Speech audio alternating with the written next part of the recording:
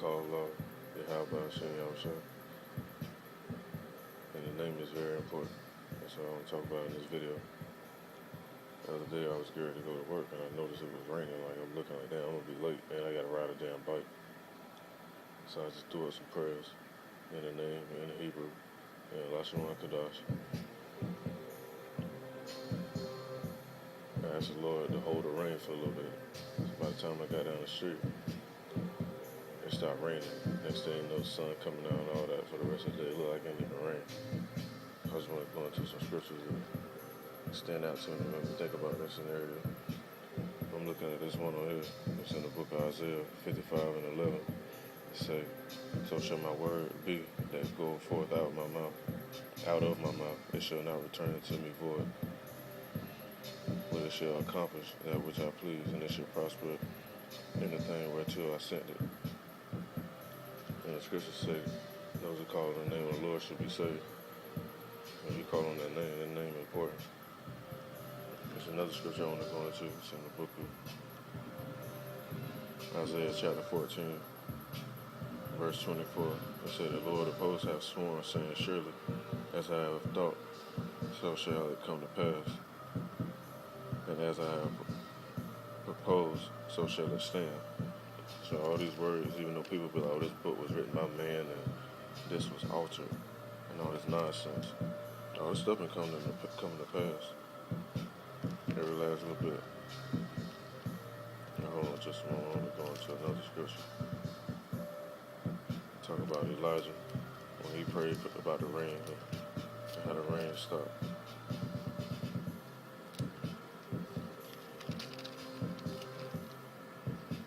It's in the book of James, chapter 5, verse 17. It said Elijah was a man subject to like passions, even though it said Elias is really Elijah. It said Elijah was a man subject to like passions, as we are, and he prayed earnestly that it might not rain.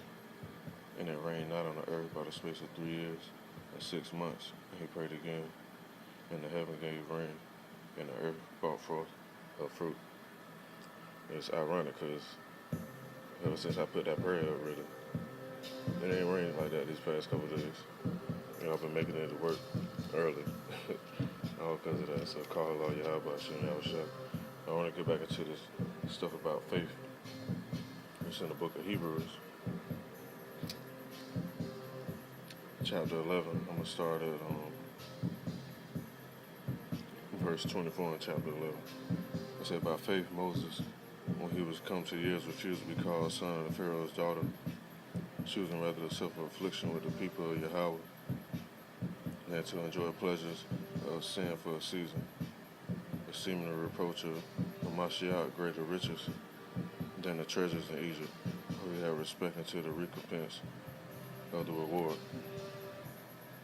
It said, this is verse 27, by faith he forsook Egypt, not fearing the wrath of the king, for he endured, and seeing him who is invisible.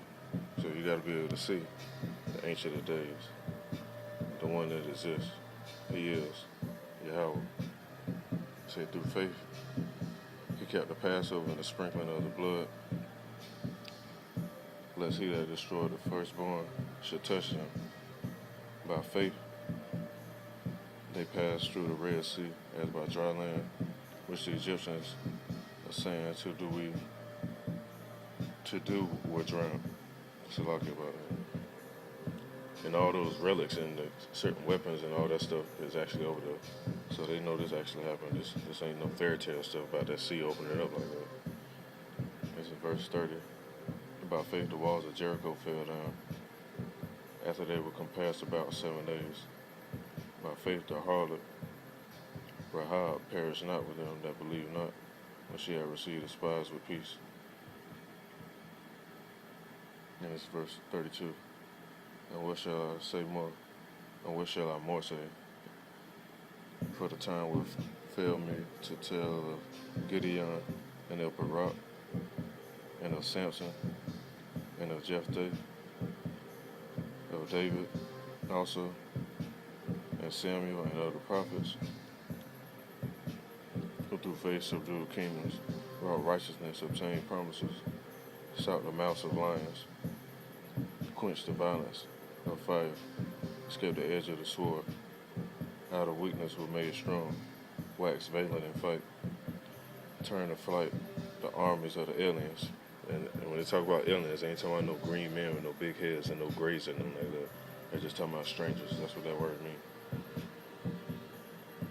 So faith in the name and knowing about our history and knowing about where we come from, knowing that we the Israelites, the Negroes, the Native Americans, and the Latinos, and the people that spread amongst the other nations, having that faith is something powerful.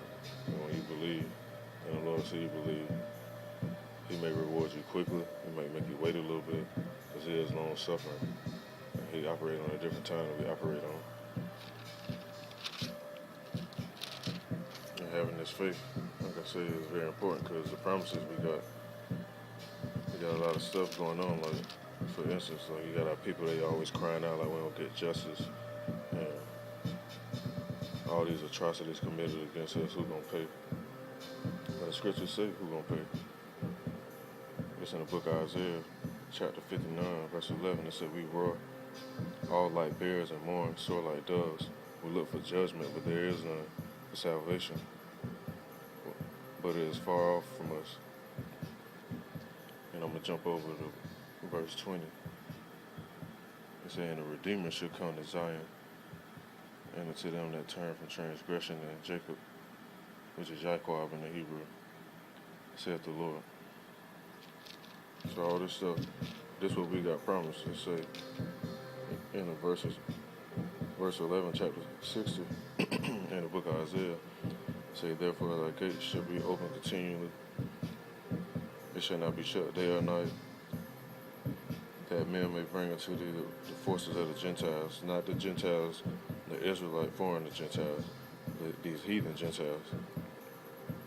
And it said, and that their kings may be brought, for the nation and the kingdom that will not serve thee shall perish. Because they're going to be bucking up, because they're going to hate once we get in power. It said, yeah, those nations that shall be utterly wasted. The glory of Lebanon shall come unto thee, the fir tree, the pine tree, and the box together to beautify the place of my sanctuary, and I will make the place of my feet glorious.